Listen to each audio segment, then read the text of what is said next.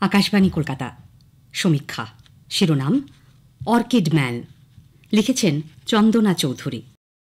শুধু উত্তরবঙ্গ নয়, দেশের বিভিন্ন রাজ্যের পাহাড়ে জঙ্গলে মেলে নানান প্রজাতির অর্কিড, যা বাস্তুতন্ত্র রক্ষায় গুরুত্বপূর্ণ ভূমিকা পালন করে। উত্তরবঙ্গের পাহাড়ে জঙ্গলে নানা রঙের অর্কিড ঝুলে থাকতে দেখা যায়। সিম্বিডিয়াম, ফ্রকটেল, ডেনড্রেবিয়াম ইত্যাদি অপূর্ব সব অর্কিডের সম্ভার আছে এই অঞ্চলে, যা সংরক্ষণের গুরু দায়িত্ব নিজের কাঁধে তুলে নিয়েছেন নরসিংহ বিদ্যাপীঠের জীববিদ্যার শিক্ষক আশিস কুমার রায়।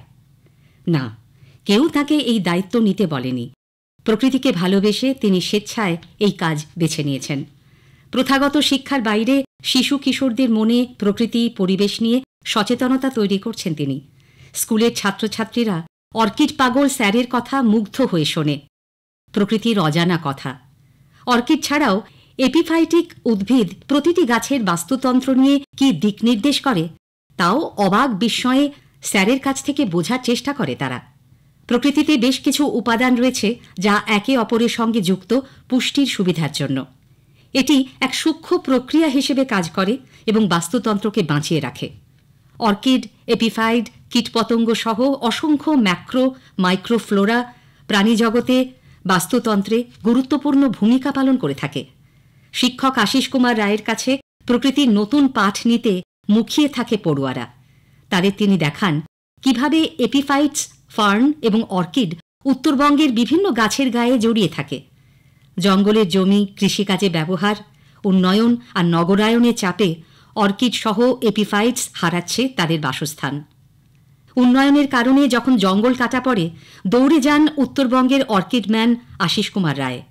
গাছের সঙ্গে কাটা পড়া অর্কিড কেউ পা দিয়ে মারিয়ে যায় বা গাড়ির চাকায় পিষ্ট হয়ে নষ্ট হয়ে যায় বিলুপ্ত প্রায় অর্কিড। তাই কাটা গাছের গা থেকে তুলে এনে সেই অর্কিড তিনি অন্য কোনো গাছে স্থাপন করেন বিজ্ঞানসম্মতভাবে। এভাবে এই কয়েক হাজার অর্কিড রক্ষা করেছেন তিনি।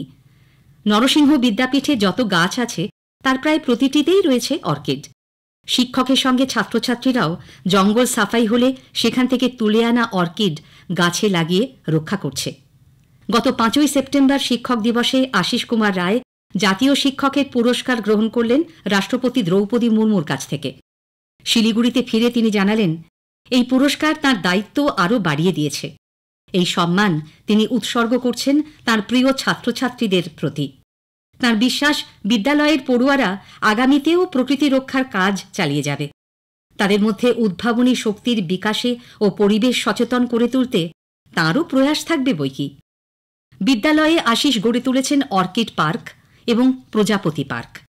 ছাত্রছাত্রীদের প্রকৃতি পরিবেশ রক্ষার প্রয়োজনীয়তা আজকের দিনে কতটা, তা যেমন তিনি শিখিয়েছেন, তার পাশাপাশি ছাত্রছাত্রীদের হাতে কলমে শিখিয়েছেন বিলুপ্ত প্রজাতির উদ্ভিদ, অর্কিড, প্রাণীদের কিভাবে সংরক্ষণ করতে হয়। ছাত্রছাত্রীদের সঙ্গে শিক্ষকরাও প্রকৃতি পরিবেশ রক্ষায় আগ্রহী হয়ে উঠেছেন। এই শিক্ষক সম্পর্কে একটা কথা না বললেই নয়। 2023 সালে লিমকা বুক অব রেকর্ডসে অর্কিড সংরক্ষণের কাজ ছাপা হয়েছে।